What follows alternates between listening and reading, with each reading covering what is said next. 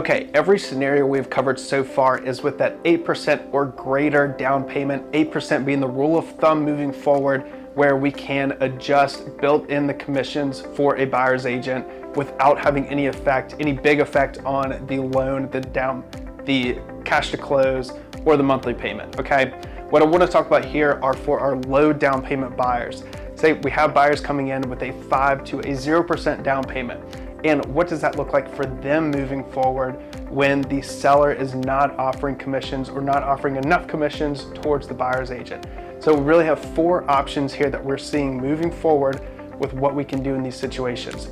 So option number 1, if our buyer is the only offer in on that property, well, first thing we can look to do is adjust the sales price and add in that buyer's agent commission. So it's very similar to the previous scenarios that we have looked at.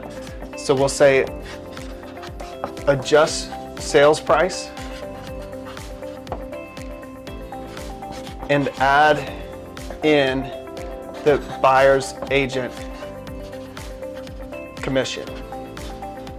Okay, very similar to the previous scenarios we've looked at there. Now looking at this, the way that I see it is this is really going to work when there are no other offers on the property.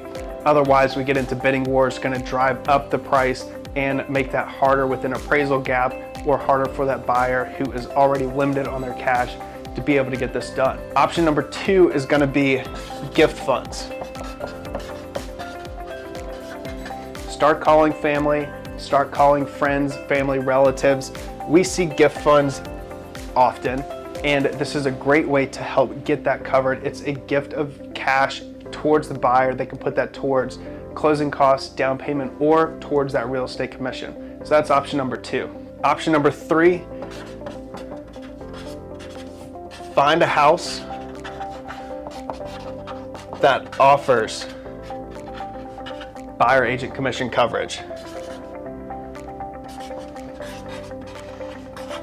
So moving forward, this is one of the options that we see where a property, a listing that is offering commissions towards the buyer's agent might stand out more than a property that doesn't.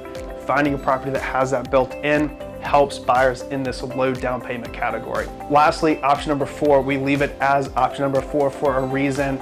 Not something that we want to see, but something that we expect could happen moving forward, is ditching the buyer's agent and going with the listing agent as dual agent. Unfortunately, we see that being an option moving forward, where we have to protect from the buyer's agent side, show your worth, show your value, have a great team around you to be able to help push that.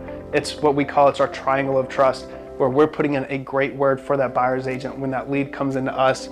But we see this as a last resort for some buyers who will ultimately ditch the buyer's agent and go with a dual agency through the listing agent to help buy that particular house.